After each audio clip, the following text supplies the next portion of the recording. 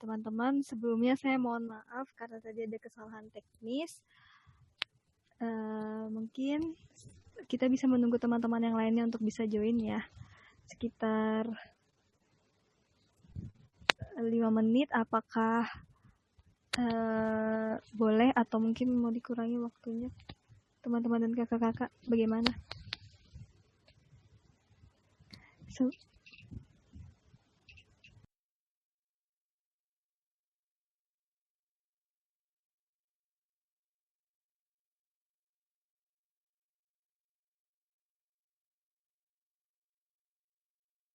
Atau mungkin sudah kita bisa mulai karena sudah ada pemateri di dalam.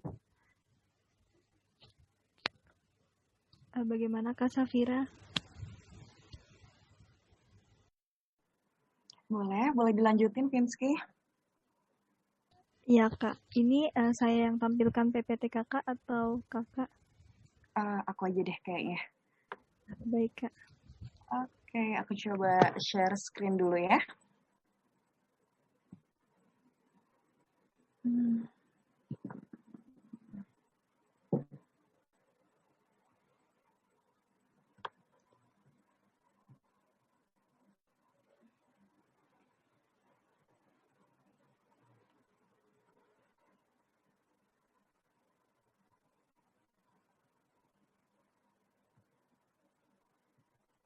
Nggak bisa diklik ya? Sebentar ya teman-teman. Baik Kak. Oke, kita lanjutin lagi ya teman-teman. Semoga teman-teman nggak kapok karena tadi adalah sedikit. Oke, aku lanjutin. Tema malam ini menjadi pemuda berprestasi di era pandemi 2021. Wah, nggak terasa udah 2021 teman-teman. Walaupun sudah lewat 8 hari ya, udah lewat 8 hari, saya mau ngucapin selamat tahun baru buat teman-teman KPMB Makassar semua. Semoga resolusi tahun ini kita bisa lebih bersinar, kita semua juga makin sehat, makin bahagia, makin sukses, apapun itu yang lagi kita jalanin dan lagi kita usahakan. Baik teman-teman semua, berbicara mengenai berprestasi, sebelum kita mengarah bagaimana sih cara berprestasi terlebih di masa pandemi saat ini, kita terlebih dulu harus pahami nih teman-teman, makna dari prestasi yang seringkali orang salah kaprah. Nah, jadi teman-teman, adanya prestasi karena adanya kontribusi yang dimana berdampak ke orang lain. Adanya juga dedikasi yang kita lakukan secara terus-menerus atau yang disebut dengan loyalitas. Serta aksi atau action kita sehingga kita bermanfaat bagi orang sekitar kita nih teman-teman. Bahkan banyak orang yang berdampak bagi kebermanfaatan kita. Dan ketika hal tersebut diapresiasi, nah itulah yang disebut dengan prestasi. Tetapi masih banyak nih teman-teman, orang yang dengan tulus mereka melakukan aksi sosial berdampak luas buat masyarakat namun tidak mendapatkan apresiasi dari siapapun. Itulah kontribusi tertulus yang sesungguhnya yang tak menunggu diapresiasi. Nah, sedangkan sisi lain di zaman yang serba ada, serba instan, serba-serbi, perajangan prestasi semakin banyak kan ya teman-teman.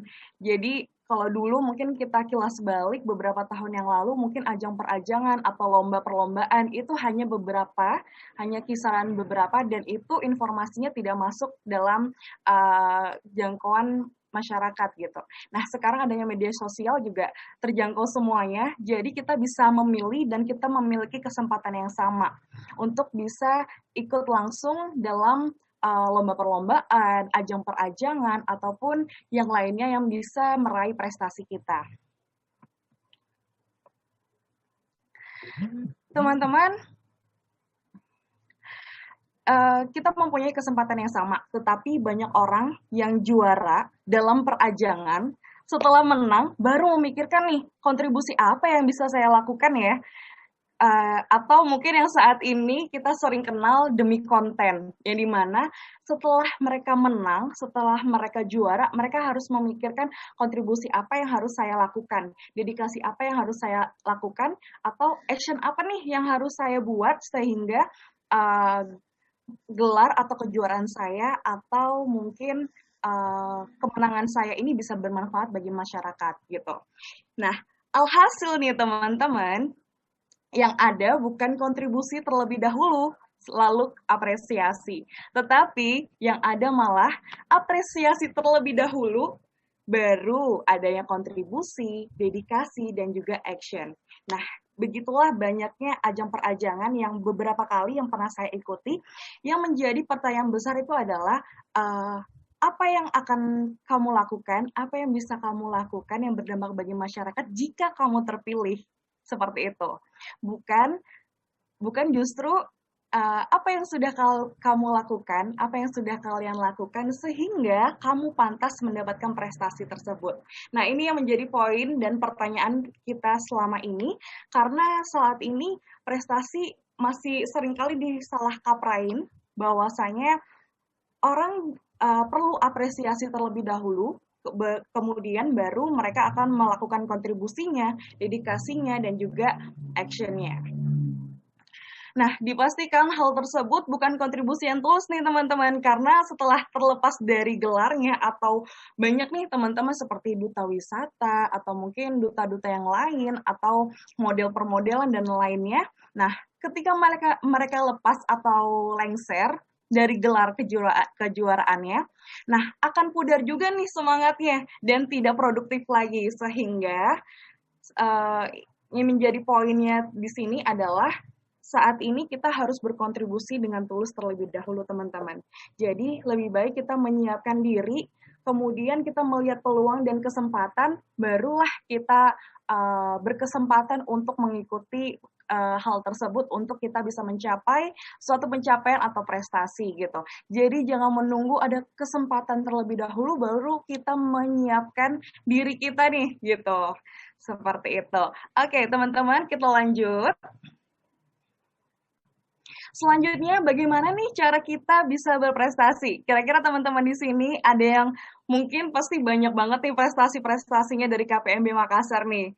Pasti sudah banyak sekali dan oh ya, saya juga dulu tergabung di KPMB Samarinda teman-teman karena kebetulan saya berkuliah di Universitas Mula Warman Samarinda.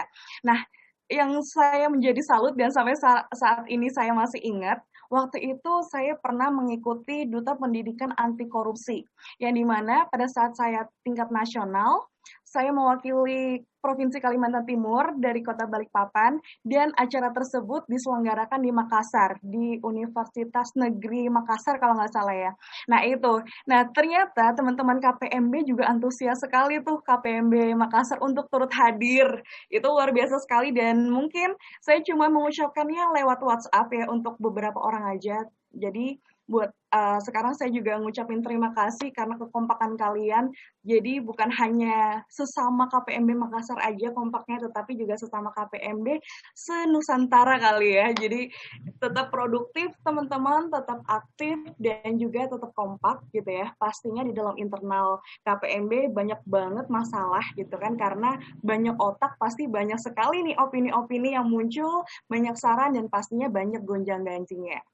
Gitu teman-teman. Selanjutnya nih, bagaimana cara kita bisa berprestasi? Yang pertama, kenali dan cintai dirimu. Kenapa harus kenali dan cintai dirimu terlebih dahulu? Nah, karena kita harus bisa menerima kekurangan kita, teman-teman, sebagai tantangan, dan juga kita harus ketahui apa kelebihan kita ya. Nah, itu yang menjadi power kita. Apabila kekurangan kita bisa balance gitu ya, atau justru bisa menguatkan juga dengan kelebihan kita. Nah, itu menjadi power tambahan kita, teman-teman. Terkadang banyak nih di antara kita, bahkan saya pun juga seringkali pesimis duluan gitu. Atau saat ini sering banget nih kata-katanya insecure ya teman-teman ya. Teman-teman semua masih insecure? Apalagi yang perempuan-perempuan nih, insecure ya. Gitu. Patah semangat, kemudian juga sebelum sampai di medan perang juga udah kacau gitu ya. Ditambah dengan kemageran dan menunda-nunda pekerjaan. Nah, ini yang menjadi permasalahan. Nah, ketika kita bisa mengenali dan mencintai diri kita sendiri, bisa menerima semua kekurangan kita, bisa menerima semua kelebihan kita gitu kan. Nah, pastinya kita akan percaya nih pada diri kita, sehingga timbullah rasa percaya diri kita yang akan menguatkan kita nih. Jadi teman-teman, sebenarnya poin-poin dalam berprestasi itu adalah percaya diri dari semua itu. Nah, pencipta kita aja nih ya, pencipta kita aja menutupi segala aib-aib kita. Kenapa kita tidak menutupi dan juga menjadikan power kita untuk menutupi kekurangan-kekurangan kita? Kalau bisa kekurangan kita harus kita gali lagi agar mengurangi dari kekurangan kita itu sendiri. Kemudian selanjutnya berani mengambil keputusan. Guys, hidup ini kita yang jalani loh. Kitalah yang memilih jalan kehidupan kita. Jangan mengambil keputusan walaupun itu yang terburuk. Gitu. Jadi kita harus tetap memilih walaupun itu keputusan yang terburuk. Tapi itulah pilihan dirimu ya teman-teman. Jadi apapun jalan yang kalian pilih saat ini, semua nggak ada yang sia-sia teman-teman. Apa yang kalian tanam, pasti kalian sendiri juga deh yang pasti bakalan panen. Nah, jadi teman-teman saya pernah mengikuti organisasi pada saat kuliah yang saya merasa, wah kayaknya ini adalah toxic gitu ya, toxic relationship gitu. Saya tidak mendapatkan benefit apa-apa gitu kan, walaupun memang sesungguhnya kita tidak perlu menanyakan organisasi bisa memberikan apa pada kita gitu kan, tetapi harusnya kita bisa memberikan apa pada organisasi kita. Tetapi ketika gonjang-ganjing tersebut sudah melebihi dari kapasitas dan kemudian kita merasa capek sekali, ternyata kok tidak merasa sia-sia gitu ya dengan apa yang sudah kita lakukan gitu.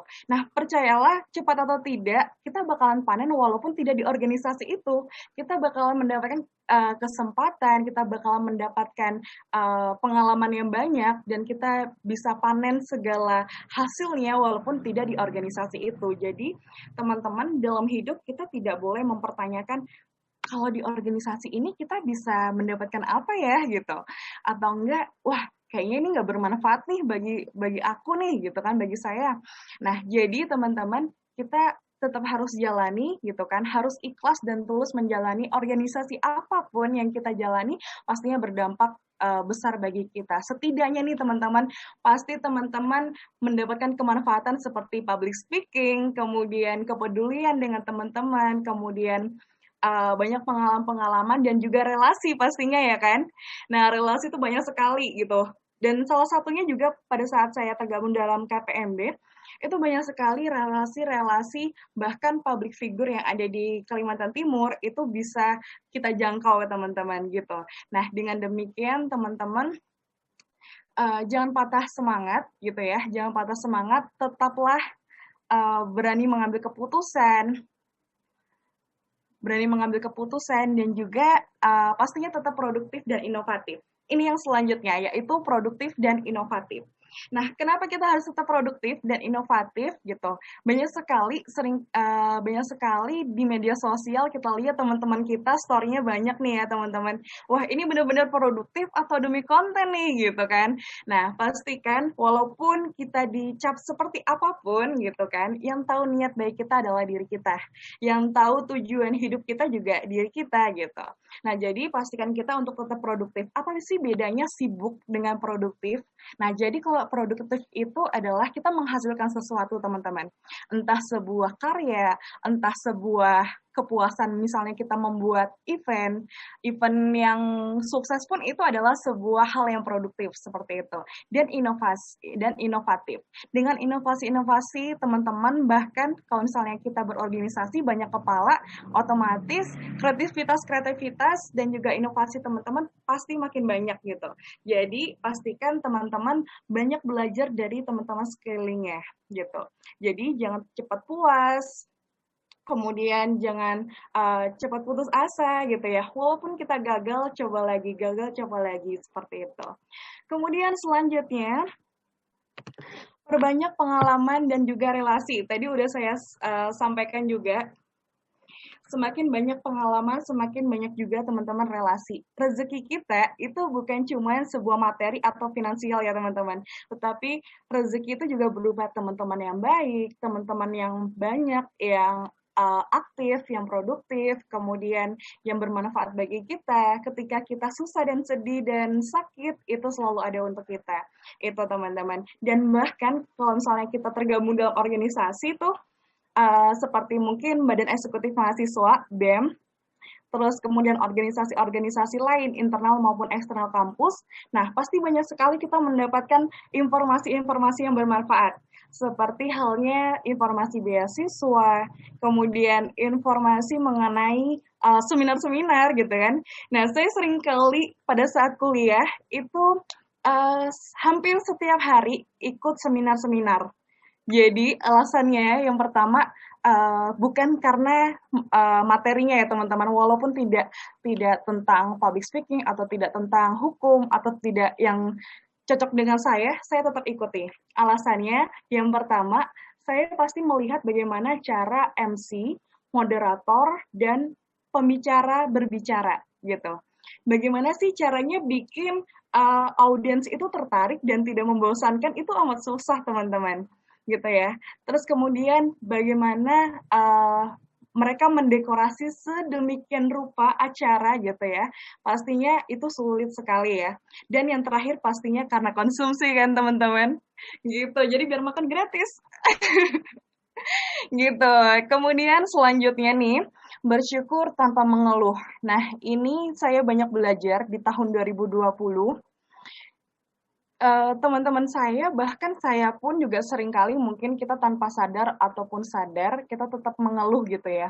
Gitu. Bahkan seringkali juga kita lihat-lihat story atau di media sosial gitu kan, mengeluh gitu kan, mengeluh dengan tugasnya atau dengan skripsinya, ada yang sedang skripsian. Semoga cepat kelar ya teman-teman.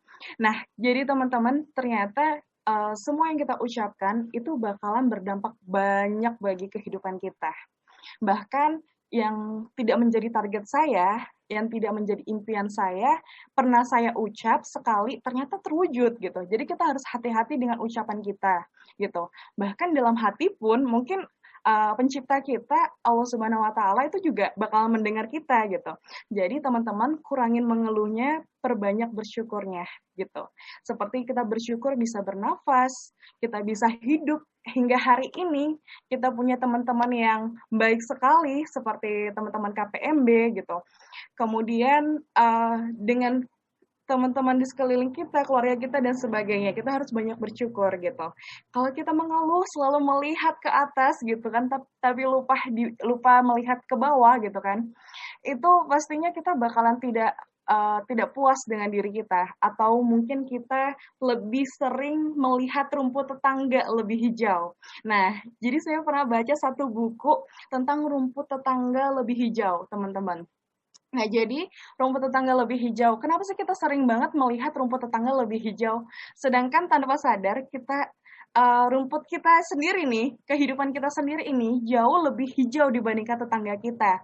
Justru rumput kita lebih berwarna, kita lebih seperti pelangi mungkin ya, tetapi kita tanpa sadar kita terlalu fokus melihat orang lain gitu. Padahal tanpa sadar orang lain tuh juga banyak kekurangannya, gitu kan, banyak dukanya, banyak sedihnya, apa segala macam. Nah, kita tidak bersyukur pada diri kita dengan kemampuan kita dan juga yang telah diberikan Allah Subhanahu wa Ta'ala. Kemudian selanjutnya, pastikan tujuan hidupmu dan target dalam hidupmu. Nah, kalau saya pribadi nih teman-teman, dalam setiap bulan itu saya mempunyai targetnya masing-masing gitu. Ada target hidup saya dan nanti di akhir bulan gitu ya, itu saya mengevaluasi diri. Dan kita mengevaluasi diri nggak mungkin bisa sendirian ya teman-teman. Pastinya kita juga butuh orang lain, orang-orang di sekeliling kita, keluarga ataupun sahabat gitu ya, atau mungkin ada yang punya pacar. Nah, bisa nih kita mengevaluasi diri kita. Nah, caranya mengevaluasi diri kita ada kemajuan nggak ya? Atau kita di bulan ini justru ada kemunduran gitu? Dan target-target kita bakalan tercapai nggak ya gitu. Nah, jadi kalau misalnya kita kilas balik 2020, teman-teman, target dalam hidup saya tidak ada satupun yang tercapai gitu. Tapi justru yang bukan menjadi target saya itu malah diberikan gitu, rezekinya malah diberikan gitu. Salah satunya ketika saya menerima penghargaan pemuda pelopor di bidang pendidikan dari Kota Balikpapan maupun tingkat provinsi. Itu tidak menjadi target saya, bahkan saya tidak tahu gitu kan. Saya tidak tahu apa itu pemuda pelopor gitu kan, dan siapa yang penyelenggaranya nggak tahu sama sekali. Dan saya awal mulanya tahu justru saya diikut sertakan sama ketua RT saya dan juga kelurahan saya langsung mendaftarkan saya gitu kan. Nah, bukan saya yang mendaftarkan diri gitu. Gitu teman-teman. Jadi, walaupun bukan target kita harus tetap bersyukur. Wah, ternyata tahun 2020 tidak ada satupun target yang tercapai. Tetapi pastinya kita juga harus tetap bersyukur karena mungkin teman-teman kita kurang bersyukur karena mungkin tahun 2020 kita tidak terkena COVID-19. Nah, mungkin sampai sekarang teman-teman belum ada yang bersyukur gitu kan. Kita harus bersyukur sampai hari ini teman-teman kita semua, atau mungkin ada yang terkena, kita doakan ya. Nah, kita tidak terkena COVID-19 dan semoga juga jangan sampai terkena ya teman-teman. Itu kesehatan nomor satu teman-teman. Nah, itu jadi kita harus tahu target dalam hidup kita. Kemudian tahu tujuan hidup kita. Nah, jadi teman-teman kita harus membuat ini sama halnya seperti visi dan misi. Tujuan hidup visi, kemudian target dalam hidup adalah misinya gitu. Nah, seperti tujuan hidup saya ingin dikenal sebagai orang yang memiliki prestasi dan kemudian ada kontribusi, tapi bukan eksistensi gitu. Nah, dan saya juga pengen dikenal dengan hasil produktivitas saya, sebuah karya, dan juga mungkin beberapa yang telah saya lakukan gitu ya, kontribusi-kontribusi yang saya berikan dan membekas di hati masyarakat banyak seperti itu. Nah, dan nanti bakalan saya kasih tahu nih teman-teman produk-produk yang telah kami hasilkan ya. Dan yang terakhir nih, cara untuk bisa berprestasi yaitu menjadi versi terbaik dirimu. Ini kalau kalian pernah dengar ya, ini saya pernah dengar di radio apa ya, di Balikpapan ya, menjadi versi terbaik dirimu. Jadi itu adalah moto mereka dan itu ternyata membekas dalam benak saya. Oh iya ya, ternyata kita harus menjadi versi terbaik dalam diri kita. Kenapa? Gitu. Karena sebenarnya kita sudah baik, teman-teman. Tetapi kita tidak tahu kelebihan-kelebihan kita apa gitu. Misalnya nih, gitu ya, kekurangan saya gitu kan. Mungkin dari segi fisik yang tidak bisa gitu ya. Belum termasuk yang langsing gitu kan. Tetapi banyak sekali nih kelebihan-kelebihan saya yang bisa saya tonjolkan sehingga saya lebih satu langkah di depan dibandingkan mereka-mereka semua yang jauh lebih hebat seperti itu. Nah, jadi kita harus menjadi versi terbaik diri kita. Semoga teman-teman juga bisa menjadi versi terbaik dalam diri teman-teman. Apapun yang teman-teman lakukan hari ini, apapun yang sedang teman-teman lakukan dan teman-teman usahakan, semoga teman-teman selalu bahagia. Oke, teman-teman, ini yang tadi saya sampaikan. Jadi, ini adalah sebuah pertanyaan dan ini adalah video yang membuat saya hampir setiap hari ya belakangan ini, 1 minggu belakangan ini saya tonton terus setiap pagi gitu kan. Ternyata ini benar ya, ini karena kita sering insecure, sering patah semangat, atau mungkin kita kurang percaya diri gitu kan, karena banyak sekali orang-orang yang membanding-bandingkan kita, atau kita sendiri yang membanding-bandingkan diri kita dengan orang lain gitu. Nah, jadi ini adalah pertanyaannya, sampai kapan kita harus menyamakan standar seluruh manusia? Nah, jadi pesannya adalah jangan pernah membanding-bandingkan dirimu dengan orang lain karena kamu justru lebih hebat, teman-teman. Melebihi batas kemampuanmu. Oke, kita nonton sedikit ya. Jadi ini biar jadi referensi teman-teman juga ketika patah semangat atau kurang ambisi kali ya. Temanku dibilang bodoh karena tidak bisa matematika. Padahal ia sangat handal di kelas nilai rupa. Temanku yang lain dibilang tidak berbakat karena tidak bisa bermain bola. Padahal ia sangat menguasai pelajaran fisika. Apakah kita harus mengutuk ikan yang tidak bisa memanjat pohon seperti monyet, atau kuda yang tidak bisa menyelam sedalam paus? Sampai kapan kita fokus terhadap kelemahan, bukan kekuatan? Sampai kapan kita harus menyamakan standar seluruh manusia ketika manusia diciptakan berbeda-beda? Sampai kapan kita terus menghakimi padahal ada pilihan untuk mengapresiasi? Nah, begitulah teman-teman. Jadi yang bisa kita ambil, walaupun kita tidak baik atau mungkin kita tidak, ini Zoom meetingnya mau close? Oh enggak, oke kita lanjut ya. Kirain bakalan ini lagi, salah teknis lagi.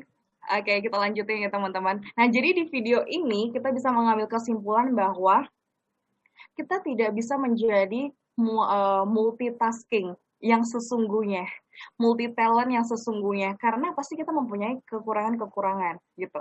Kalau teman-teman mungkin dirasa tidak cukup bagus dan tidak cukup baik dalam bidang akademik, nah teman-teman pastikan bisa ditonjolkan di bidang non akademik. Dan suatu kebanggaan bagi saya juga gitu kan. Saya sangat bersyukur karena orang tua saya mendidik gitu kan.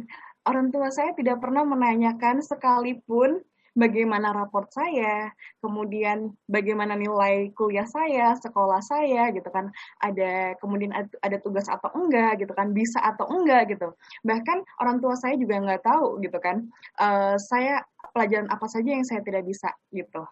Karena ternyata saya baru tahu nih, ternyata orang tua saya tidak mau menghakimi anaknya gitu kan, kalau anaknya tidak mampu di akademik gitu teman-teman. Karena banyak kemampuan-kemampuan anak yang tidak kita ketahui ternyata ada di non-akademik gitu, seperti prestasi-prestasi yang lain atau sebagaimanapun gitu. Jadi misalnya nih, saya pribadi pun mempunyai kekurangan, saya tidak bisa matematika nih, mungkin teman-teman banyak yang nggak bisa matematika juga gitu kan. Nah, saya sempat pesimis nih gitu, nilai saya rendah banget dibandingkan teman-teman saya gitu. Nah, tetapi gitu, saya sering banget nih teman-teman, apa namanya, kalau dulu di zaman di SMA itu apa ya? Kalau misalnya izin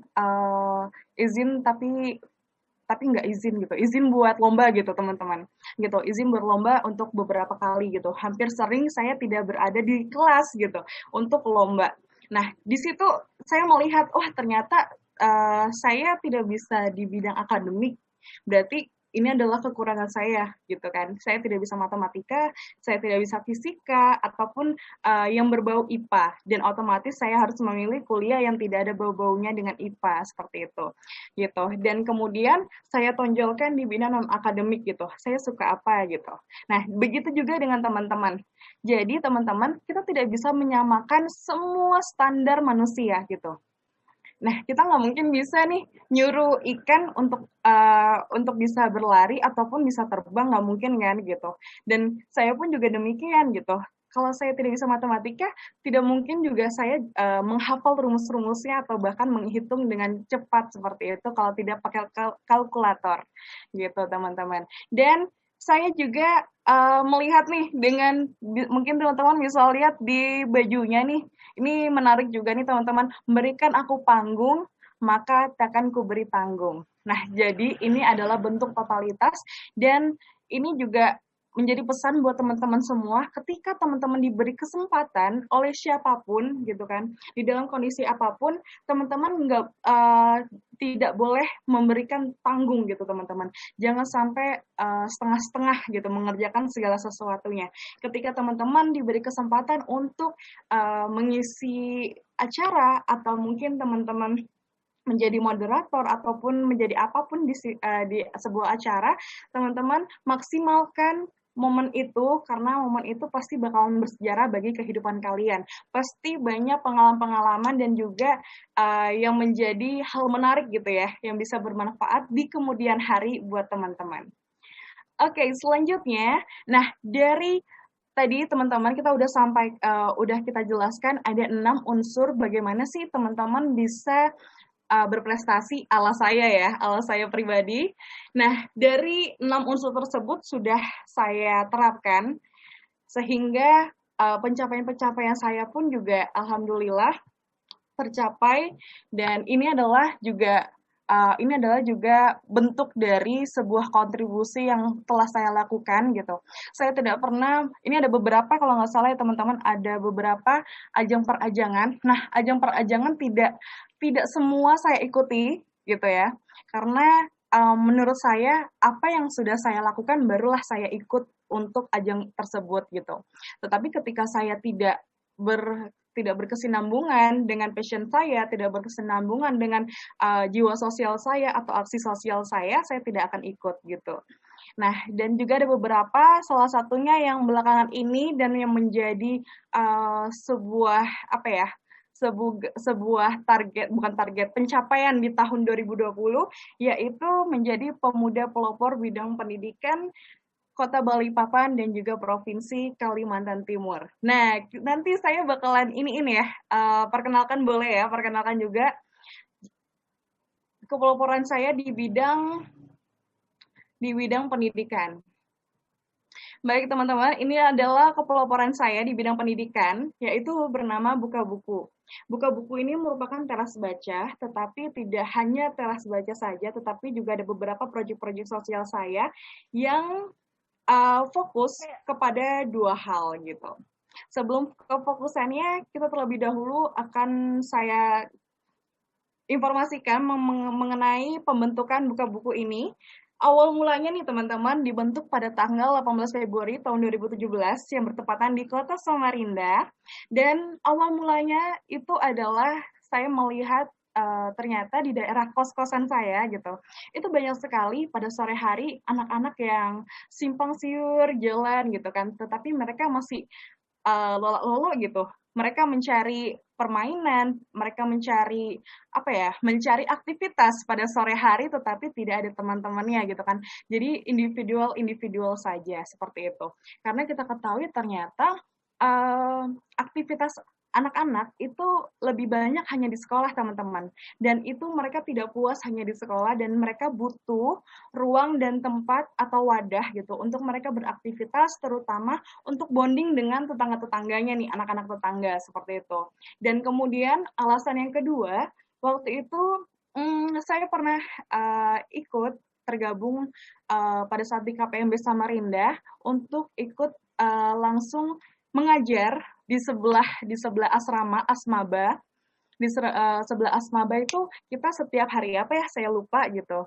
Itu kita mengajar anak-anak di sekeliling kampung daerah Asmaba gitu.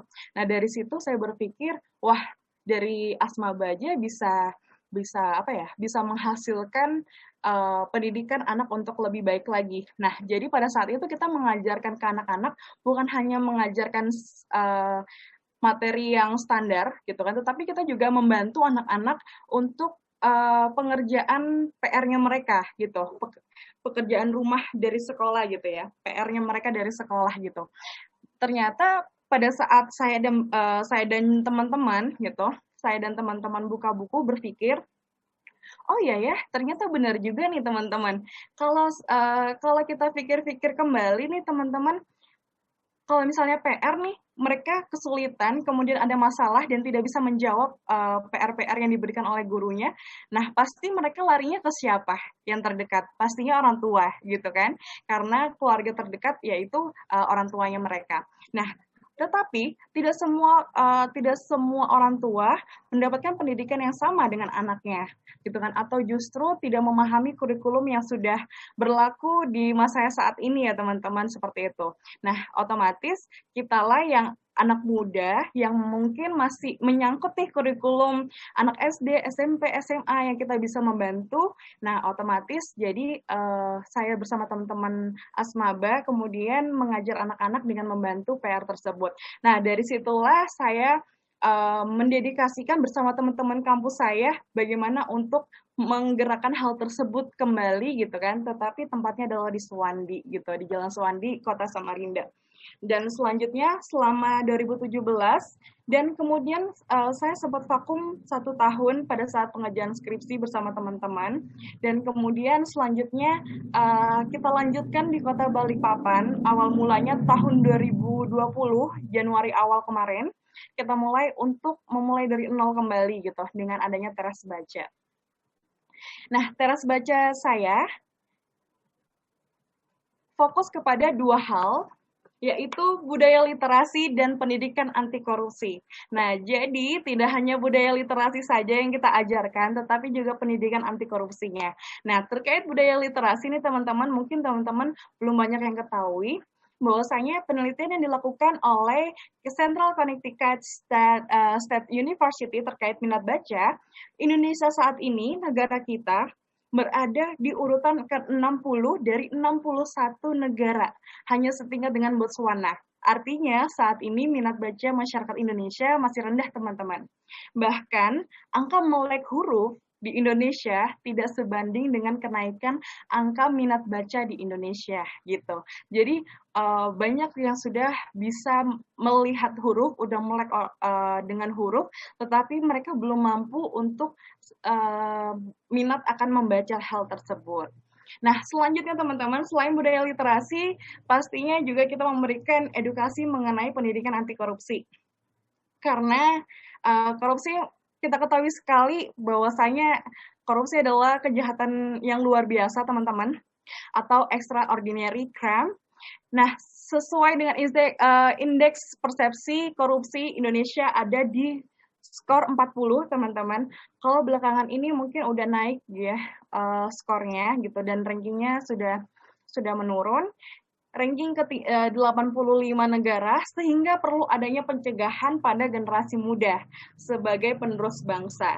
Dan saya bersama teman-teman juga melakukan edukasi pendidikan anti korupsi ini selain menerapkan 9 nilai anti korupsi yang akan saya jabarkan nanti, tetapi juga saya bersama teman-teman berupaya dan juga sudah mengajukan kepada Dinas Pendidikan Provinsi Kalimantan Timur, dan pada saat saya seleksi di Dispora Pemuda Kepeloporan Bidang Pendidikan, saya sudah menyampaikan bahwasanya pendidikan anti korupsi perlu sekali untuk dijadikan kurikulum pendidikan untuk anak-anak gitu. Nah, terutama seminimal mungkin ada di ekstrakurikuler nih teman-teman, seperti mungkin pramuka, seperti itu ya.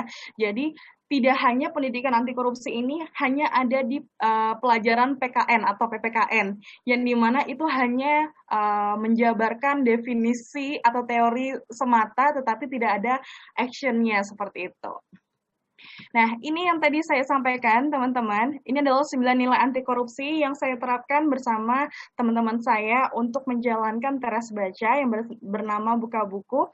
Jadi, Buka Buku ini diselenggarakan setiap hari Selasa jam 4 sore sampai dengan jam 6 sore, yang dimana setiap minggunya kita melakukan tema-tema, menjabarkan tema-tema yang berbeda-beda setiap minggunya. Dan kemudian kita tidak menerapkan sistem yang mengajar seperti di sekolah, tetapi kita menerapkan seperti fun teaching, teman-teman. Jadi belajar yang menyenangkan, yang dimana anak-anak melakukan aktivitas, yaitu aktivitasnya seperti ada yang individu, ada yang berkelompok, seperti itu, seperti outbound. Nah, lebih seperti sekolah alam, teman-teman. Nah, dengan demikian, kita memberikan edukasi 9 nilai anti korupsi ini tidak hanya sebuah teori, tetapi juga ada prakteknya. Selanjutnya, ini adalah beberapa kegiatan rutin kita.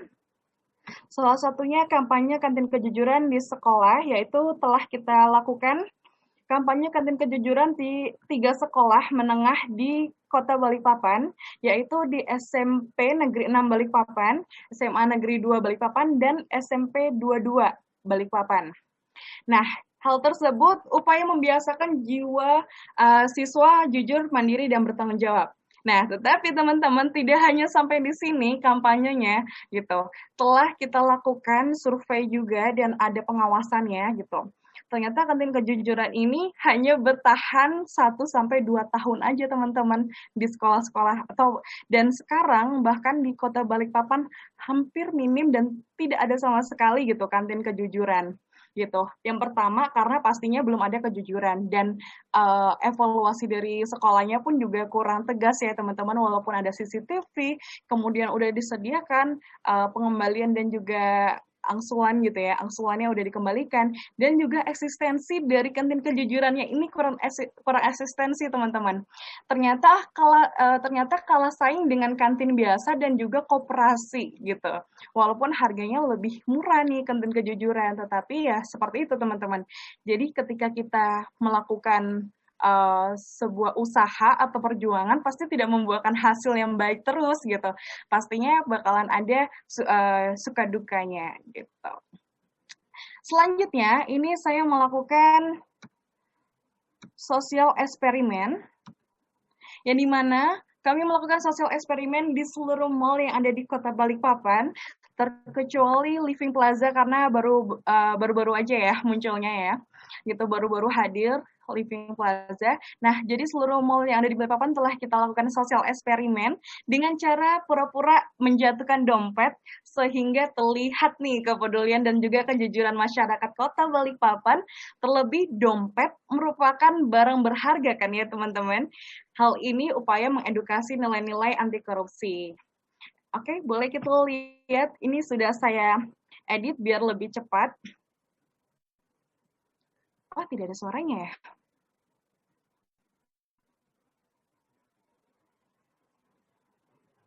Kalau ini di BC dan juga di Hypermart, teman-teman. Nah, ternyata hasilnya dari beberapa mall yang sudah kami lakukan sosial eksperimen gitu.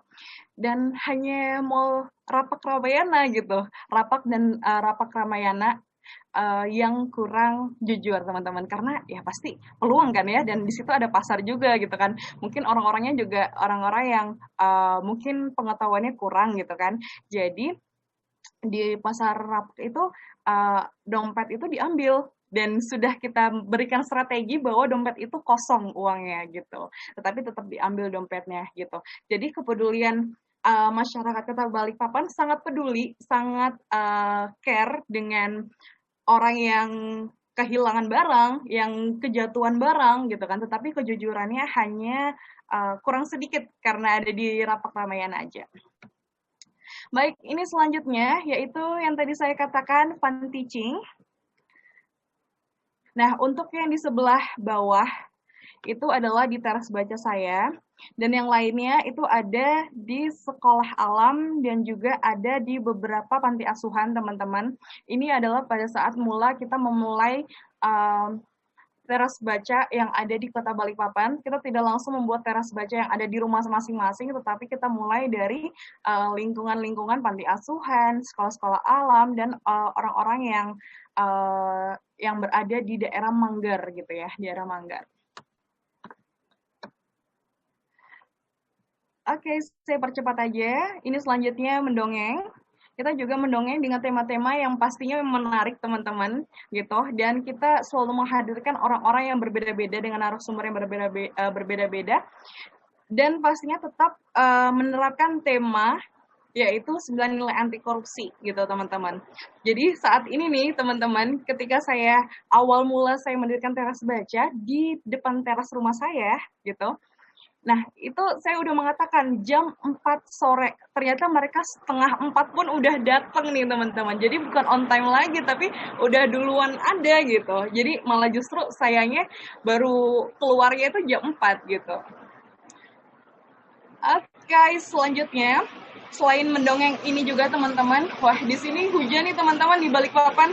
Teman-teman juga di Balikpapan nggak nih? Hujan gitu. Mungkin kalau suaranya kurang kedengeran, bilang ya. Biar saya tambah power suaranya nih. Oh ya, untuk mendongeng ini teman-teman, saya tidak hanya lakukan di Kota Balikpapan, tetapi saya juga bekerja sama dengan Perpustakaan Daerah Provinsi Kalimantan Timur yang berada di Samarinda. untuk menggagas program kegiatan bertajuk Wisata Perpustakaan. Nah, di sini adalah untuk anak-anak TK, anak-anak SD, mereka bisa bersama teman-teman sekelasnya untuk berkunjung ke perpustakaan, kemudian mengelilingi perpustakaan dan mendongeng dan juga sambil kita bermain lain-lainnya. Ini adalah selanjutnya nih teman-teman, ini yang paling menarik sekali di antara program kita, karena pada tahun 2020 masa pandemi kita tidak tahu kapan berakhirnya gitu kan. Oleh karena itu kami melakukan pendampingan sekolah daring atau online. Salah satunya yaitu selain di teras baca saya juga melakukan pendampingan sekolah daring atau online di empat panti asuhan gitu ya, 4 panti asuhan yang ada di Kota Balikpapan, seperti halnya Anissa yang di Sumberjo dan juga ada di Kilo 26 kalau nggak salah yang masuk dalam gitu ya. Nah, itu kami melakukan pendampingan sekolah karena kita ketahui teman-teman tidak semuanya punya akses online, tidak semuanya punya laptop, tidak semuanya punya HP seperti itu, apalagi terkhusus untuk orang-orang yang perekonomiannya rendah ya gitu. Apalagi untuk panti asuhan teman-teman. Nah, jadi kita ketahui bahwa panti asuhan itu mereka hanya mempunyai 1 atau 2 laptop dan HP hanya 1 atau 2 tuh. Ya, jadi bareng-bareng ada 3 tuh kalau nggak salah. Gitu. Jadi bareng-bareng laptopnya cuma ada 1 teman-teman gitu. Nah, jadi dengan demikian kita melakukan pendampingan. Dan juga ini adalah ini untuk yang di Anissa Panti Asuhan itu cuma ada satu pendampingnya, bapak yang tadi itu.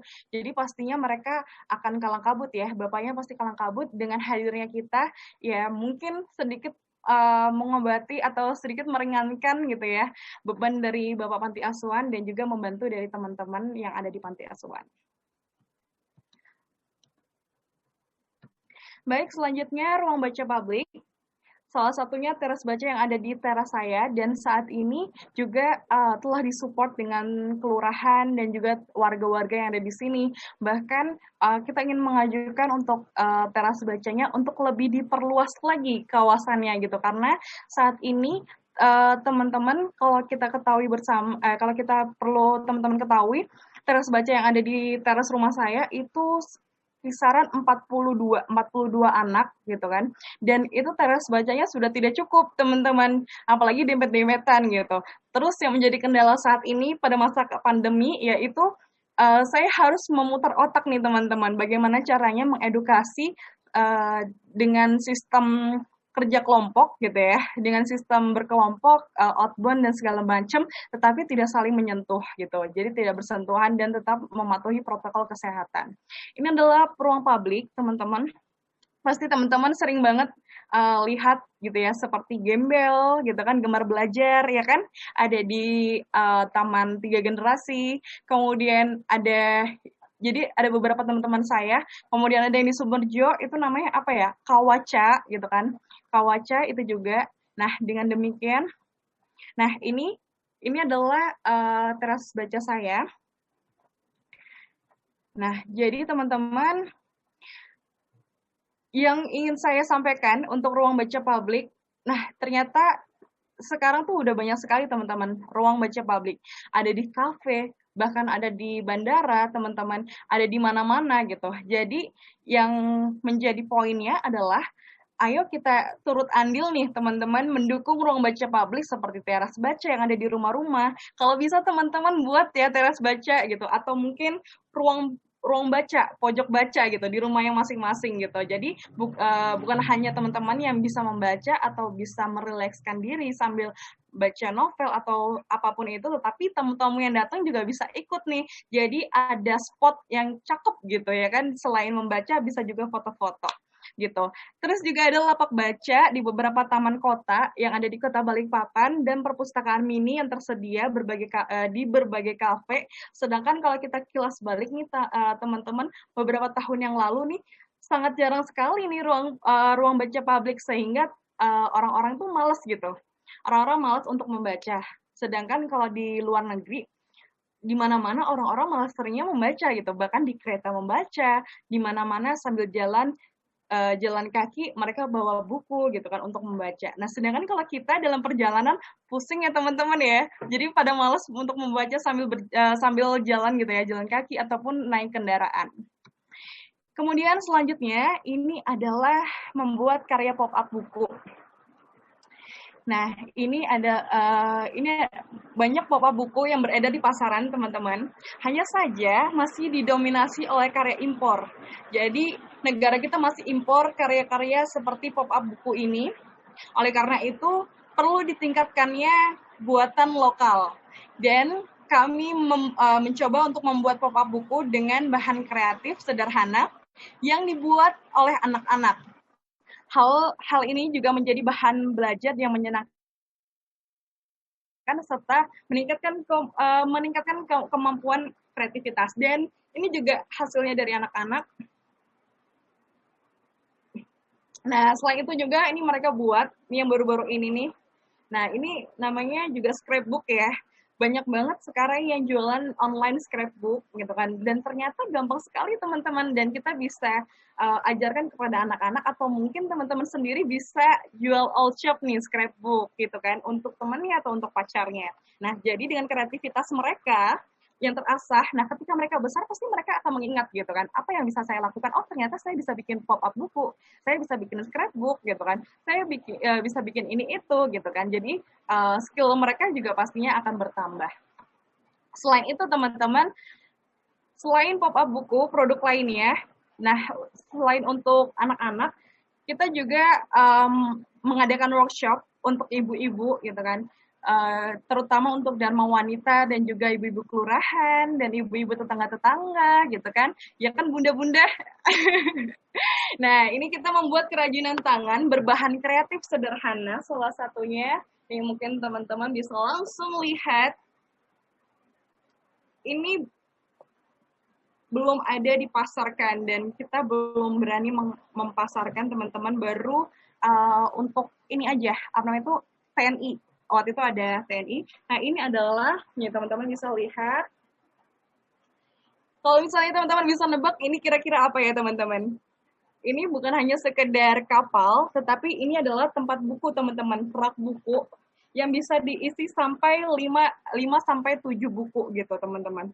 Nah, jadi dengan hal demikian, ibu-ibu Dharma Wanita, tetangga-tetangga, kemudian ibu rumah tangga gitu kan, itu bisa terasa nih teman-teman. Apalagi pada masa pandemi saat ini, susah banget ya untuk mendapatkan penghasilan, dan yang paling meningkat adalah old shop gitu. Jadi kita buatkan salah satunya yaitu seperti kapal-kapalan, membuat rak buku, dan sebagainya.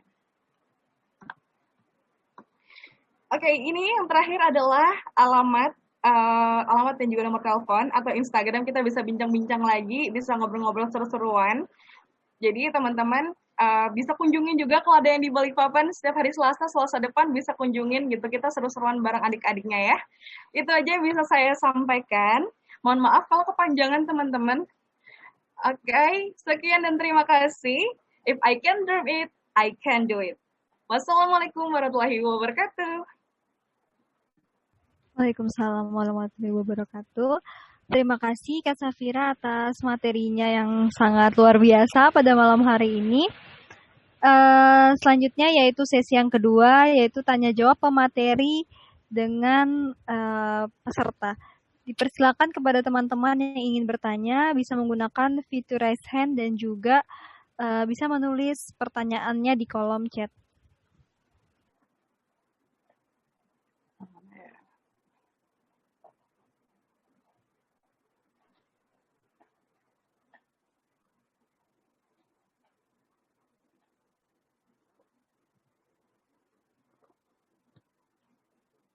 Oh ya, nanti saya juga mau ngasih ini, ada satu kuis gitu teman-teman, nanti buat setelah pertanyaan kali ya Vinska ya, Vinski, mohon maaf gitu. Dan kebetulan juga kalau misalnya nanti teman-teman nggak ada yang nanya, bisa nanti kita langsung kuis, jadi bisa langsung. Tapi kalau ada yang tanya, boleh kita seru-seruan dan juga ngobrol buat diskusi bareng. Atau mungkin teman-teman ada yang berkecimpung di aksi sosial pendidikan atau apapun itu, boleh kita ngobrol. Baik Kak, ini dari official KPMB MSC Makassar ingin bertanya, dipersilahkan. Ini mohon maaf sebelumnya ini siapa ya? Oh, Pak Ketua kah? Tes. Oh iya, Pak Ketua. Halo, Assalamualaikum. Tes. Oh. Waalaikumsalam. Oh. Dipersilahkan. Masuk, Mas.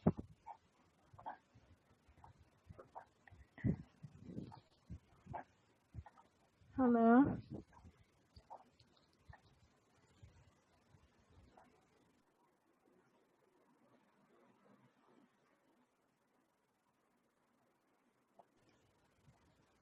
Mohon maaf, ini Pak Ketua atau nggak jalan, nggak masuk suaranya Kak?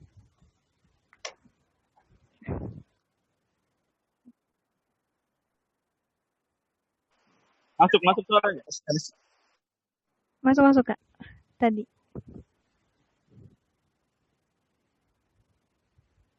Suara saya masuk Kak? Nggak masuk Kak. Masuk.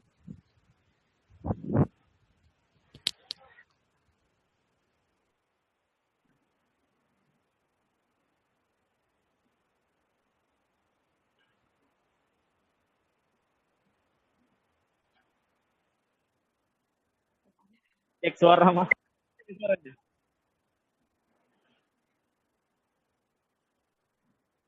Mungkin Pak Ketua bisa menuliskan saja pertanyaannya di kolom chat karena mungkin terkendala jaringan.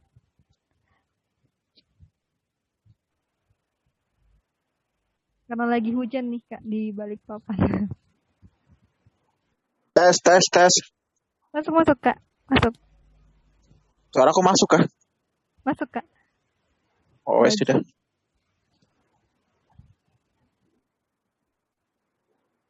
Aku boleh bertanya?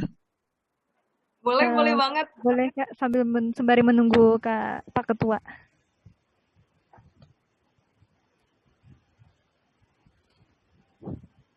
Taruh Kak, aku masih mengatur nih pertanyaan. Kata-kata oh iya Kak, ini Kak. Ini saya mau tanya Kak.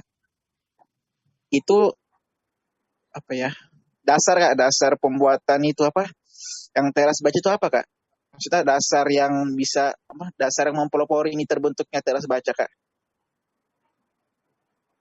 Oh iya, oke, menarik banget nih. Boleh Kak Safira menjawab ya? Oke, saya langsung jawab ya. Ya jadi teman-teman, dasar sesungguhnya tadi sebenarnya alasan-alasan saya membentuk sudah saya jelaskan tadi ya. Alasannya seperti awal mulanya melihat di sekitar kos-kosan gitu bersama teman-teman, ternyata banyak ya anak-anak pada saat sore hari gitu mereka simpang siur bermain tanpa ada kegiatan gitu kan, terus individual gitu, tidak bermain dengan teman-teman dan tetangga anak-anak tetangga gitu. Dan kemudian itu yang mendasari saya untuk membentuk di dekat-dekat kos gitu ya. Kemudian yang kedua, nah ini menarik sekali, KPMB Samarinda waktu itu mengadakan proyek sosial yang dimana salah satunya saya tergabung dalam Humas Hubungan Masyarakat di KPMB. Kita membuat yang namanya seperti mengajari anak-anak gitu, membantu menjawab PR-PR mereka gitu. Pastinya mereka terkendala nih PR-PR mereka sulit untuk dijawab nih teman-teman. Nah kalau misalnya di rumah, kalau misalnya mereka ada kendala atau ada masalah dalam mengerjakan PR, pastinya mereka akan larinya ke orang tua. Dan belum tentu orang tua memahami kurikulum anaknya ataupun orang tua juga tidak mendapatkan kesempatan yang sama mendapatkan pendidikan seperti anaknya gitu, atau bahkan juga orang tua lebih sibuk gitu, jadi tidak ada waktu untuk membantu PR anak-anaknya, sehingga di situ saya bersama teman-teman KPMB terlebih dahulu menjalankan pengajaran tersebut. Kemudian saya berpikir dengan teman-teman fakultas saya gitu kan, bagaimana kalau kita dirikan juga nih, tetapi yang secara terus-menerus gitu. Dan kemudian kita bentuk di Samarinda yang tepatnya Februari tahun 2017.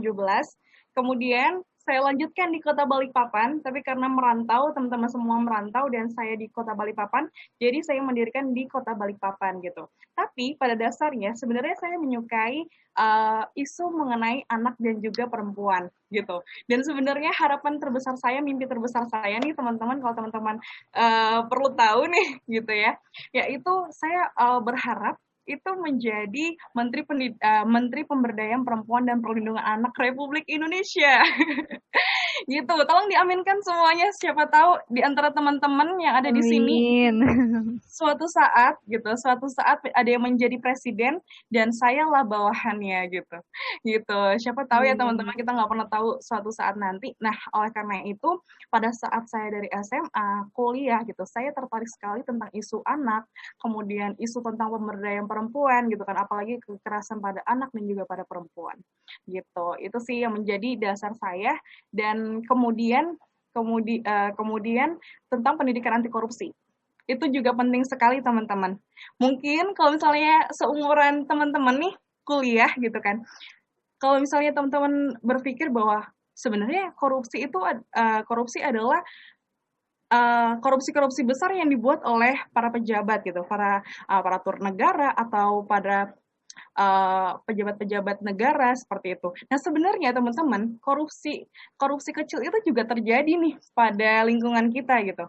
Sedangkan korupsi kecil yang dibiasakan akan menjadi korupsi besar gitu ya teman-teman. Contohnya nih, pasti teman-teman bakalan pernah merasakan di mana membuat proposal kegiatan dengan tanda tangan palsu atau cap palsu, nota palsu, ya kan, untuk laporan gitu kan, atau mungkin karena birokrasi kampusnya agak sulit gitu kan, jadi kita mempermudah segalanya. Atau mungkin teman-teman yang lagi membuat skripsi gitu kan, kita membeli skripsi, banyak sekali loh teman-teman jual beli skripsi gitu kan, dan ternyata jual beli skripsi sampai saat ini tidak ada hukumnya gitu, jadi tidak ada peraturannya, sehingga ya yang berjalan saat ini juga sampai sekarang juga tidak bisa dipidana gitu teman-teman. Itulah yang mendasari saya gitu. Selain pendidikan anti korupsi dan juga budaya literasi yang saya terapkan di teras baca saya. Ada lagi tadi pertanyaannya? Ya Kak, saya mau lanjut lagi Kak, boleh Kak? Ayo boleh. Silakan. Yang tadi Kak, yang tadi teras baca yang mengenai bidang pendidikan, yang pembelajarannya itu mengenai tentang anti korupsi dan literasi membaca Kak ya, betul ya? Budaya literasi, iya benar-benar. Oh iya, budaya literasi ya. Ini Kak, saya tanya Kak, apakah ini kedepannya nanti Kak bakal bertambah Kak anunya, Anggotanya? ya pembelajarannya Kak? Kan ini kan kayak dua gitu loh pembelajarannya, pasti bertambah Kak ya? Pasti. Dan saat ini kami sedang mengajukan ke Dinas Pendidikan Provinsi Kalimantan Timur, dan pada saat saya seleksi di Dispora gitu.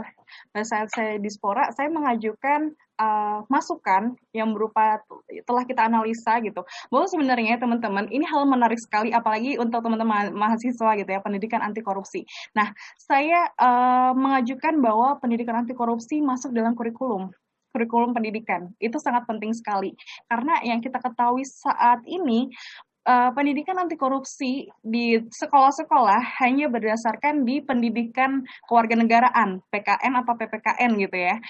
Dan itu hanya teori yang sedikit sekali tentang definisi apa itu korupsi, apa itu KKN gitu ya, korupsi, kolusi dan nepotisme, kemudian apa aja ciri-cirinya gitu kan, hanya seperti teori saja. Nah, tetapi kita perlu sekali untuk praktek-praktek gitu ya, bagaimana cara menerapkan 9 nilai anti korupsi yang tadi setelah saya jabarkan gitu kan, dan sehingga ketika kita sudah dewasa, kita kuat akan mental kita gitu kan, apalagi teman-teman mahasiswa seperti ini gitu kan, pasti kita bakalan masih sering gitu kan korupsi waktu, tidak on time gitu kan, atau mungkin korupsi yang lainnya, mungkin ada yang lagi skripsian yang tadi saya bilang, jual beli skripsi, yang organisasi gitu kan, cap palsu gitu kan, birokrasinya yang sangat sulit di kampus gitu kan, tanda tangan palsu. Wah, itu banyak sekali sih teman-teman, itu sih salah satunya. Ada lagi? Ya, Kak. Ini Menteri Agama cocok nih, Rozi. Lagi nih Kak, Yang Oh, tentang yang tadi energi. Kak. Ah, Mm-mm. kan saya kan mengamati nih Kak di sekitar anak-anak zaman sekarang nih kayak yang bocah-bocah segala macam tuh kayak ini Bocil ya, ya. ya yang saya perhatikan ini Kak, dia lebih menguasai, lebih menghafal atau lebih tahu isi lagu TikTok ketimbang lagu wajib, lagu-lagu Indonesia Raya Kak. Lagu-lagu Iya benar. yang kalau kita dulu ditanamkan gitu loh Kak dari SD. Ini lagu ini, Bener. pahlawannya ini. Nah, yang sekarang terjadi ini Kak malah nggak ada gitu loh. Malah hilang gitu loh. Yang saya lihat ini anak-anak ngomongnya lagu-lagu TikTok, lagu-lagu viral gitu loh. Terus dia ditanya ini kamu tahu toko pahlawan ini nggak tahu ya, tapi kalau kita kasih lihat yang toko gamers ini dia tahu gitu loh. Maksud Iya. saya Kak, akankah itu membuahkan hasil untuk menjadi pembelajaran baru gitu loh Kak buat di teras baca. Karena kan kita lihat dari kondisi yang sekarang gini Kak, apalagi ini pandemi corona. Kan semua kan online apa segala macam. Imbasnya ini bukan imbas yang sekarang Kak. Maksudnya imbas yang kedepannya nanti selesainya corona ini Kak. Kan otomatis kan banyak itu dampak-dampak negatif yang akan menimbulkan ini Kak.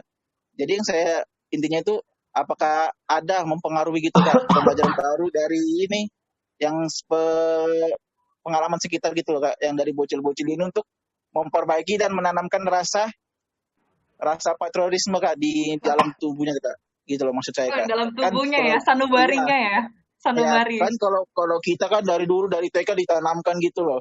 Ini Insinyur Soekarno, ini. Nah, yang sekarang ini malah enggak ada gitu loh Kak. Mungkin bisa dia tanggapi Kak. Iya, benar-benar. Oke, baik. Makasih Sultan Andara. Wah, gila nih ngalah-ngalahin Raffi Ahmad. Oke, jadi menarik sekali sih teman-teman. Tetapi kita kan, apalagi teman-teman mahasiswa saat ini ya, kita dari pergerakan-pergerakan kita gitu kan, dari dari pergerakan-pergerakan kita, dari aksi sosial kita yang berdampak kecil, langkah-langkah kecil ini pasti bakalan berdampak besar bagi masyarakat gitu. Dan jujur saja nih teman-teman, kalau misalnya pada saat saya taras baca nih, saya pasti ada kuis. Dan ketika saya bertanya ada yang hafal lagu Indonesia Raya, itu tidak ada yang hafal teman-teman. Cuman ada 2 yang hafal. Minggu depannya begitu lagi, cuman 2. Nah, ternyata itulah minimnya gitu. Jadi mereka cuman hafal Garuda Pancasila. Cuman itu gitu, Garuda Pancasila. Nah, sedangkan pada saat awal gitu kan, awal teras baca tuh ya teman-teman, pada konselnya jam 4 itu sebelum kita memulai kita pastinya ini dulu senam, kemudian kita stretching sedikit lah ya seperti itu. Nah mereka malah requestnya itu adalah lagu-lagu TikTok gitu. Nah jadi inilah yang berdampak pada anak, yaitu media sosial gitu kan. Dulu kalau zaman-zaman kita masih kecil nih ya teman-teman gitu kan, kita baru punya HP mungkin SMP atau SMA gitu kan. Nah sekarang TK, SD ataupun yang baru lahir baru berapa bulan sudah dikasih HP gitu kan. Itu, dan ternyata filternya itu juga kurang teman-teman. Filter dan juga produk yang dihasilkan untuk anak-anak itu juga sangat minim gitu. Nah siapa tahu nih dari Sultan Andara bisa nanti kasih masukan, bisa dari pergerakan-pergerakannya nanti bisa membuahkan hasil sehingga banyak nih mungkin nanti lagu-lagu TikTok lagunya nasionalisme gitu kan, lagu agama gitu-gitu kan, ataupun nanti bisa berdampak pada materi pembelajaran sekolah-sekolah juga gitu kan.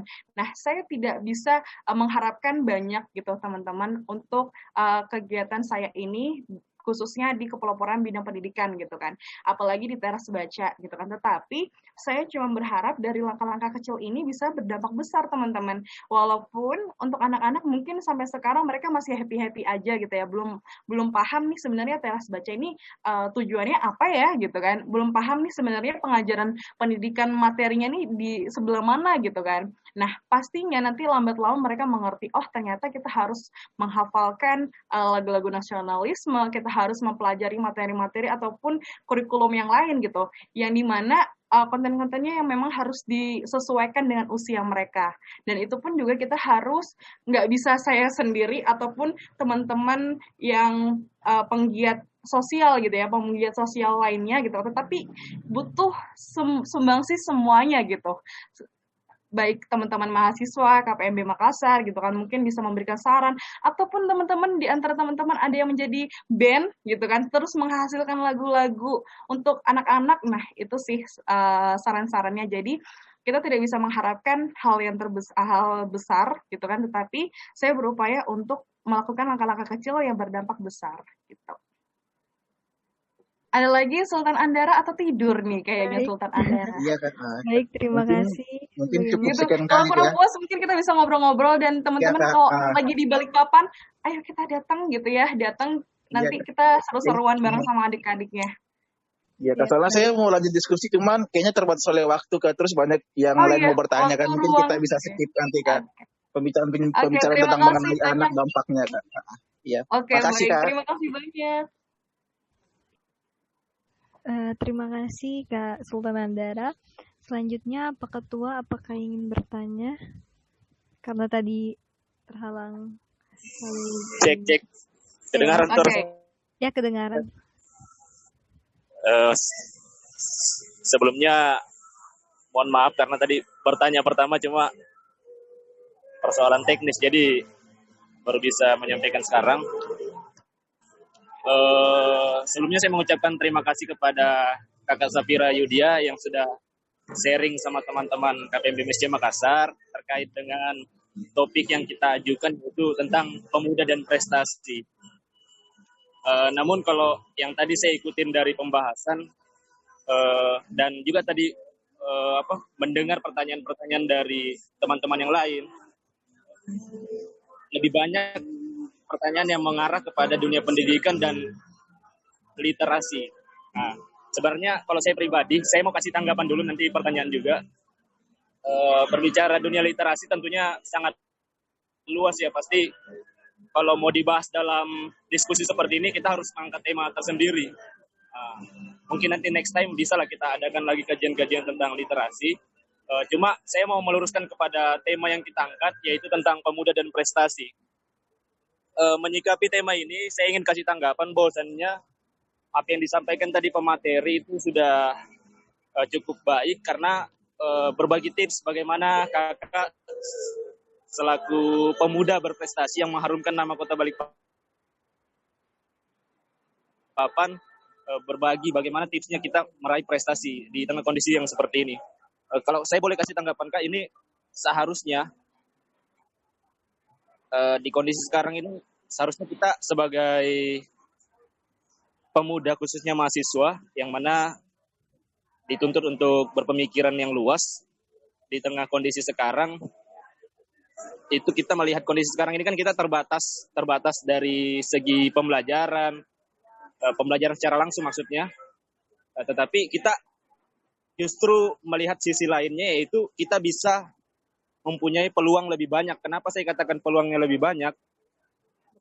Karena di tengah kondisi sekarang ini kan serba online. Tentunya banyak peluang-peluang, kesempatan-kesempatan, kompetisi, lomba, itu sangat terbuka di internet.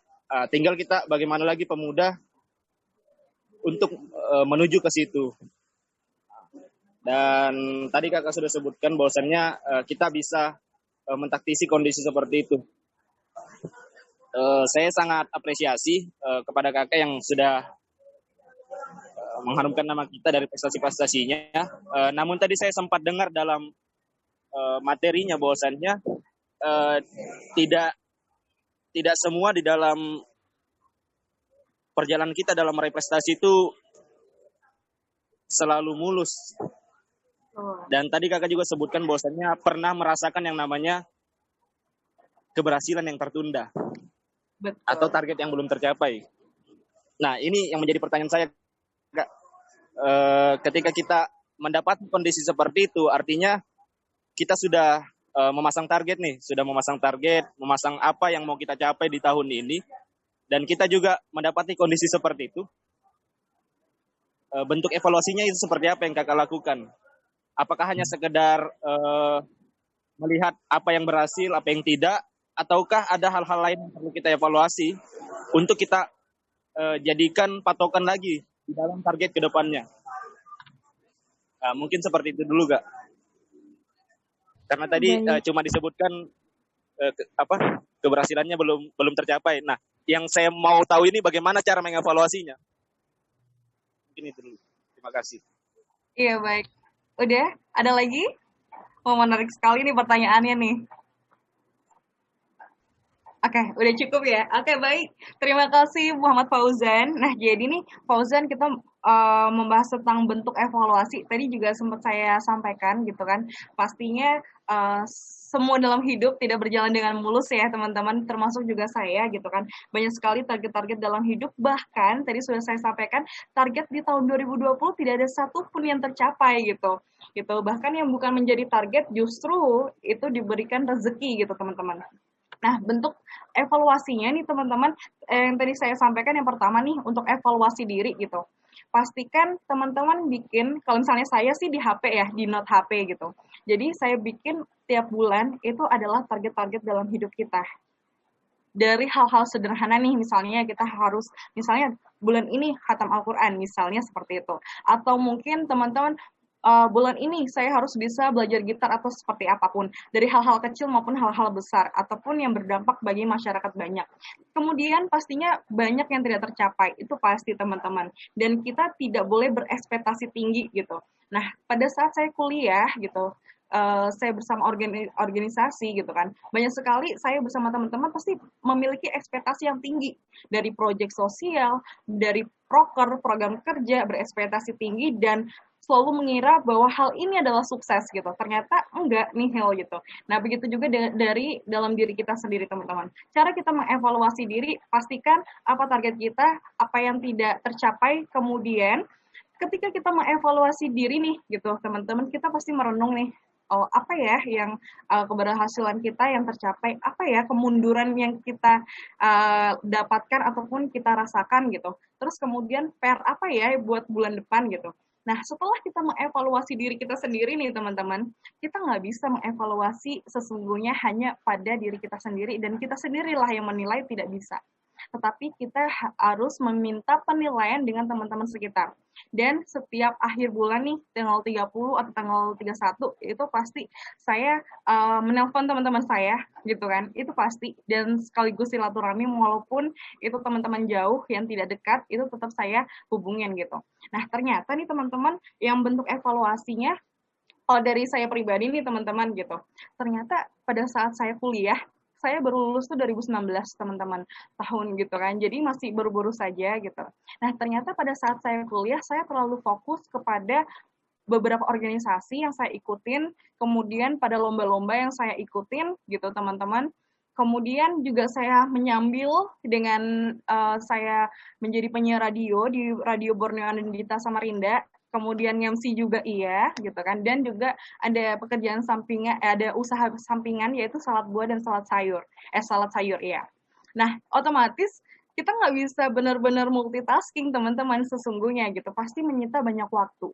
Yang menjadi evaluasi saya, menjadi kekurangan saya tidak pernah punya ada waktu, saya tidak pernah ada waktu untuk nongkrong teman-teman gitu, untuk ngumpul sama teman-teman saya gitu, dan itu akhirnya saya baru merasakan namanya ngumpul, nongkrong, dan bahkan tahu itu Starbucks gitu kan, itu pada 2019, itu pada saat saya skripsian, di mana tidak ada lagi organisasi, kemudian saya nihil akan pekerjaan dan juga lomba perlombaan seperti itu gitu, dan saya baru mengetahui, wah ternyata rezeki itu juga relasi teman-teman. Kita terlalu fokus kepada tujuan kita, ternyata orang-orang di sekeliling kita tidak berdampak oleh kehadirannya kita gitu.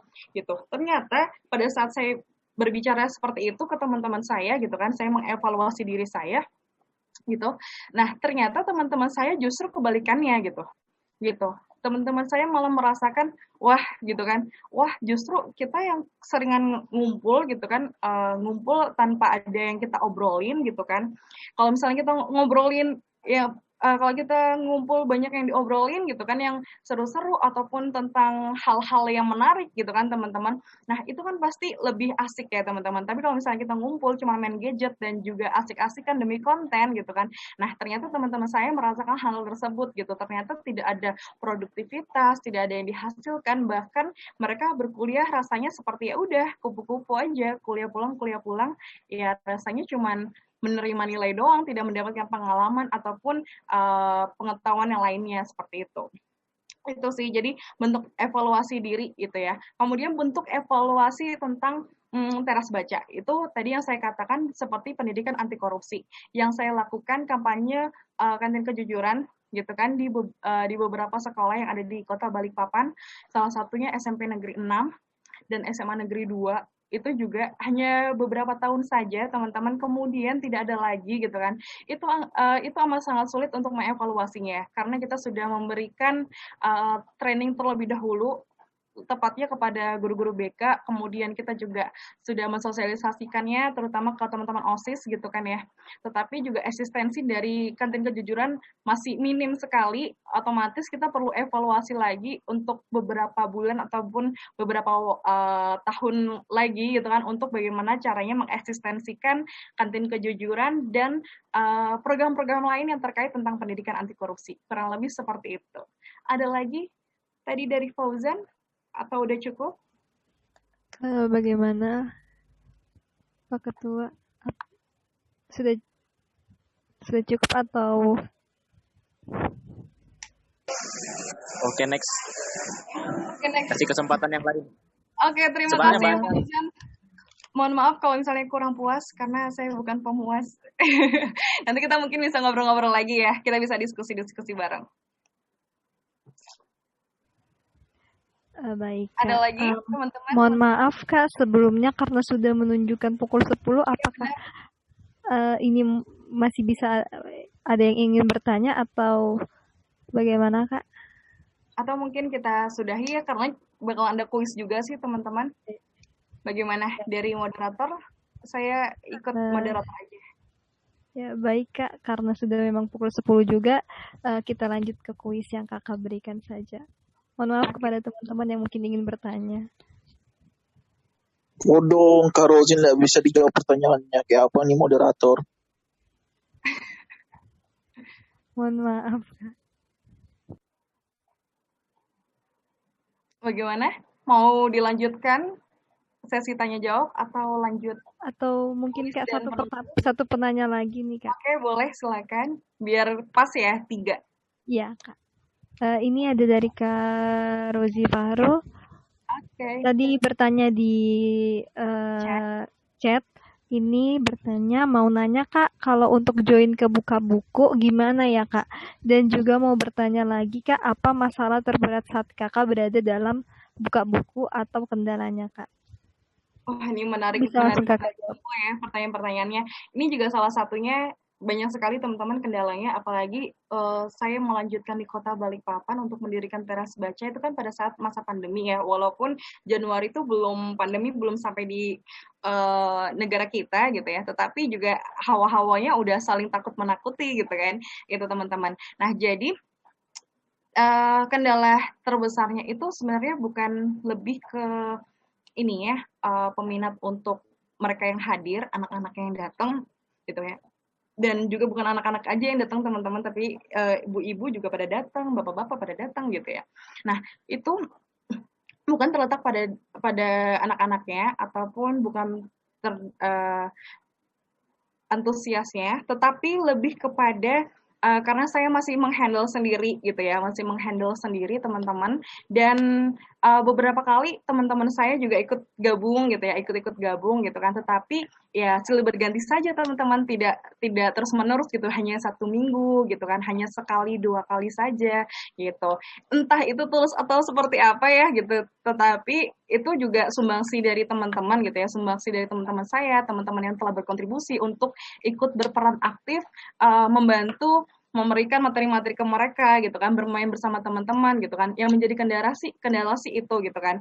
Saya berharap teman-teman juga teman-teman seusia saya ataupun teman-teman mahasiswa gitu kan harus lebih melek gitu ya dengan kegiatan-kegiatan sosial gitu kan. Untuk kegiatan sosial udah melek sekali sih teman-teman, kegiatan lingkungan juga udah melek sekali. Untuk dunia pendidikan juga udah lumayan melek gitu kan, tetapi untuk keikutan sertanya mungkin hanya sekali 2 kali silih berganti saja gitu kan gitu. Dan pastinya saya bakalan ini lagi bakalan nggak bisa sendirian gitu ya, pasti bakalan mengget orang-orang lagi gitu kan, teman-teman sebaya saya itu. Terus kemudian kendalanya itu adalah pastinya materinya tiap minggu tuh beda-beda teman-teman gitu, materinya pasti beda-beda setiap minggu. tidak sama, dan itu yang harus saya pikirkan tiap minggunya gitu kan. Oh, materi apa lagi ya? Oh, kemarin temanya tentang kejujuran nih, besok apa lagi ya gitu kan. Misalnya hari ini kita sudah mendongeng, kalau misalnya minggu lalu itu lomba makan kerupuk, terus apalagi ya, kemudian mereka menceritakan apa itu tentang 2020 mereka ngapain aja gitu kan, terus kemudian belajar public speaking gitu kan, mereka seperti memperkenalkan diri gitu kan, kemudian mereka menceritakan bagaimana keluarganya gitu kan, kemudian juga belajar membaca gitu kan, banyak sekali yang tidak fasih dalam membaca itu. Untuk minggu lalu sih seperti itu. Nah, itu sih untuk kendalanya tentang materi ya. Materi itu harus difikirkan kan berbeda-beda dan harus inovatif pastinya gitu kan. Dan itu perlu dukungan dari teman-teman yang lainnya untuk bisa berkontribusi untuk mengisi materi ataupun bersenang-senang dengan teman-teman yang lain gitu. Ada lagi? Bagaimana cara join di buka buku ya? Jadi di teras baca joinnya teman-teman langsung datang aja setiap hari Selasa gitu kan, jam 4 gitu. Nah, kita kasih toleransi setengah 5. Biasanya kalau misalnya anak-anak tuh sukanya tuh mulainya dari awal. Jadi kalau misalnya mereka datang kemudian ternyata udah setengah jalan, nah mereka tuh males sekali. Nah, jadi kita mulai setengah 5 gitu kan, mereka hadir jam 4 gitu, jadi kita toleransi 30 menit gitu kan. Nah, otomatis, di situ teman-teman bisa datang setengah 5, kita seru-seruan sampai jam 6. Tempatnya tadi udah ada di Jalan Swadaya, nanti mungkin teman-teman bisa follow Instagramnya yuk.bukabuku gitu. Ada lagi? Udah ya? Udah Kak, mungkin bisa lanjut ke kuisnya Kakak. Oke, teman-teman, nggak kerasa udah jam 10 ya teman-teman. Oke, teman-teman, kebetulan sekali pada saat saya kemarin share di Instagram, dan kebetulan saya juga saat ini sedang mempunyai project bersama W Presentation yang ada di Makassar. Nah, kegiatan ini disupport dan kuis ini bakalan dihadiahin oleh W Presentation, yang dimana nanti teman-teman yang menang itu bakalan mendapatkan gratis pembuatan desain presentasi gitu ya. Jadi teman-teman bisa gunakan sampai tanggal 31 Maret dan itu bisa dipindah alihkan buat temennya yang lain. Oke, kita langsung aja, dan ini pertanyaannya gampang banget, terutama buat teman-teman KPMB pasti tahu jawabannya.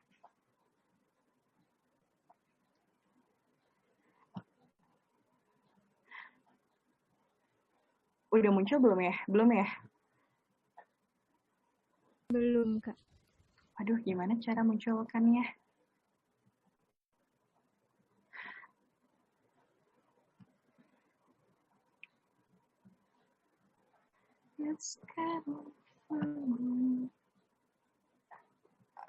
Oke, nggak bisa muncul ya videonya. Iya, kayaknya videonya nggak bisa muncul. Oke, jadi teman-teman, buat yang masih bergabung di sini, sekitar berapa orang nih? Pertanyaannya gampang sekali. Ada 14 orang partisipan di sini. Teman-teman, langsung aja jawab di chat. Sebutkan, pertanyaannya adalah kuisnya. Sebutkan ada berapa jumlah KPMB yang tersebar di Nusantara. Gampang banget kan teman-teman, KPMB kota mana aja. Langsung tulis di chat. Yang tercepat dan tertepat langsung mendapatkan hadiah voucher pembuatan desain presentasi expired-nya sampai 31 Maret. Gimana cara teman-teman yang tahu jawabannya bisa langsung menuliskan jawabannya di kolom chat.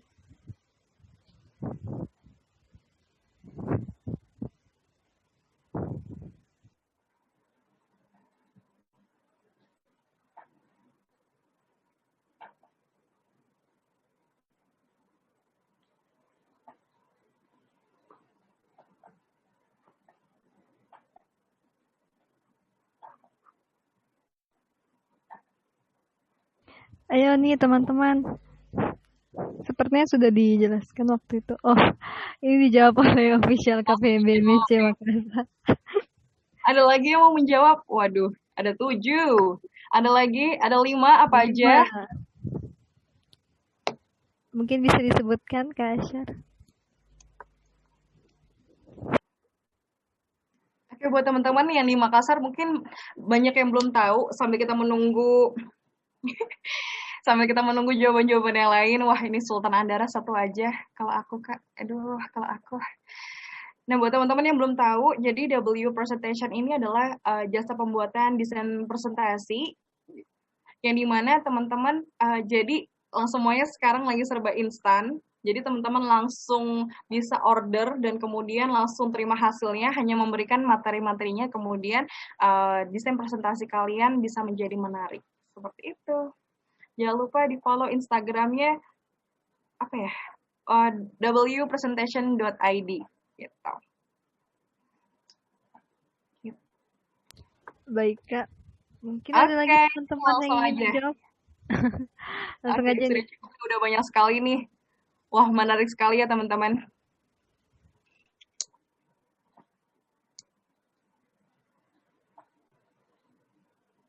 Oke, pertanyaannya tadi sudah saya jelaskan dan jawabannya yang benar adalah ini yang menggunakan official KPMB Makassar. Wah, luar biasa. Ada 7, yaitu Makassar, benar. Jakarta, iya benar. Surabaya, Bandung, Samarinda. Wah, kedouble ya Samarindanya. Ada Jogja dan juga Malang. Wah, ini yang pakai official ini siapa nih ya? Nanti yang akan mendapatkan nih namanya siapa nanti bakalan bisa di WhatsApp, jadi vouchernya bisa langsung dikirimkan. Siapa ya nih ya pakai official Mungkin KPMB? Bisa disebutkan namanya yang menggunakan official. Atau hamba Allah namanya? Oh, Kanda Ozan. Oke, baik. Selamat buat Kanda Ozan. Ya, baik, Kak. Mendapatkan voucher dari W Presentation. Terima kasih buat teman-teman semua malam ini. Mohon maaf apabila materinya ataupun diskusinya kurang puas ataupun kurang maksimal. Dan saya juga mohon maaf lahir batin. Semoga teman-teman tidak kapok ya dan kita bisa berteman dan juga saling mengenal dan ngobrol-ngobrol lagi selanjutnya. Dan teman-teman semoga tetap selalu sehat dan selalu bahagia, sukses selalu di tahun ini, tahun 2021. Dan terima kasih juga buat Vinsky, moderator kita, dan juga yang selalu menghubungi saya, luar biasa sekali. Terima kasih KPMB atas kesempatannya untuk saya. Baik, terima kasih Kak. Karena sesi 1 dan sesi 2 telah berakhir, selanjutnya yaitu penutup. Dan saya akan membacakan kesimpulan dari kajian kita pada malam hari ini. Prestasi adalah kontribusi dan dedikasi dan aksi yang menghasilkan apresiasi. Cara kita bisa berprestasi adalah kenali dan cintai dirimu, produktif, inovatif, perbanyak pengalaman dan relasi, bersyukur tanpa mengeluh, pastikan tujuan hidupmu dan target dalam hidupmu, dan menjadi versi terbaik dalam dirimu. Dan untuk evaluasi diri kita yaitu membuat target dalam hidup kita. Yang kedua, merenungkan apa yang tidak kita capai dan kenapa. Dan yang ketiga, meminta penilaian dari teman-teman atau orang sekitar. Selanjutnya, yaitu saya ucapkan terima kasih kepada teman-teman yang sudah mengikuti kajian MSC pada malam hari ini dari awal sampai berakhirnya. Semoga apa yang telah diberikan oleh materi-materi yang telah diberikan oleh pemateri kita pada malam hari ini dapat bermanfaat bagi kita dan kita dapat melaksanakannya dalam kehidupan sehari-hari kita. Dan saya juga berterima kasih kepada pemateri kita pada malam hari ini yaitu Kak Safira yang sudah memberikan materinya yang sangat menarik dan keren banget nih. Semoga kita semua dapat memahaminya. Dan saya juga meminta maaf kepada teman-teman jika saya ada salah kata atau tindakan. Saya mohon maaf. Dan selanjutnya yaitu dimohon kepada teman-teman untuk mengaktifkan kameranya karena kita akan melaksanakan sesi foto bersama.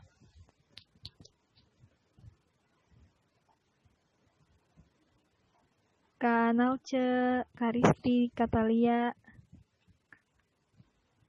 Pak Ketua, siapa nih, Kak Sultan Andara. Wah, baru kelihatan nih muka-mukanya. Teman-teman semuanya masih pada di Makassar atau lagi di Balikpapan? Ada yang di Makassar, Kak, ada juga yang di Balikpapan. Oh, ada yang di Balikpapan, luar biasa. Sehat-sehat ya semuanya, semoga tetap sukses. Mohon maaf lahir batin. Iya, Kak. Dan Kak Aya, Devi, mungkin bisa dinyalakan kameranya.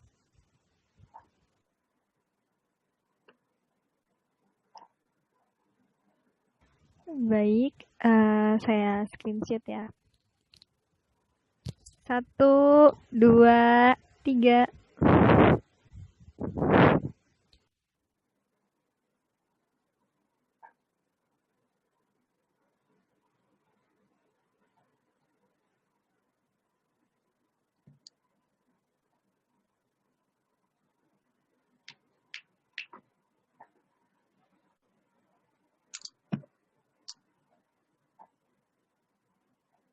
Satu kali lagi ya. 1, 2, 3.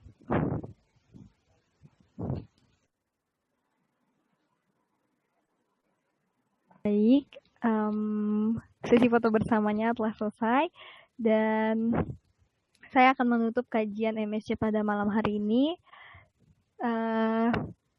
Saya ucapkan terima kasih lagi dan mohon maaf dan sampai jumpa di kajian MSC selanjutnya. Terima kasih Kak Safira. Terima kasih Pinsky, teman-teman semua. Sehat-sehat ya. Ya, Kak. Makasih ya, Kak. Terima kasih, cantik. Teman-teman bisa meninggalkan room meeting ya. Terima kasih.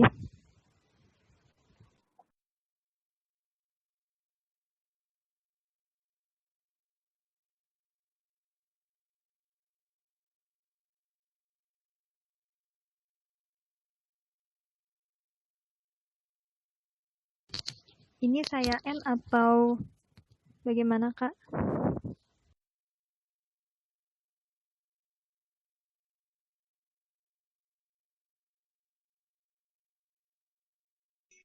NN saja.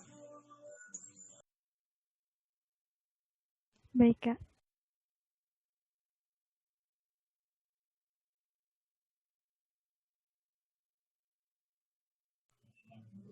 Ntar.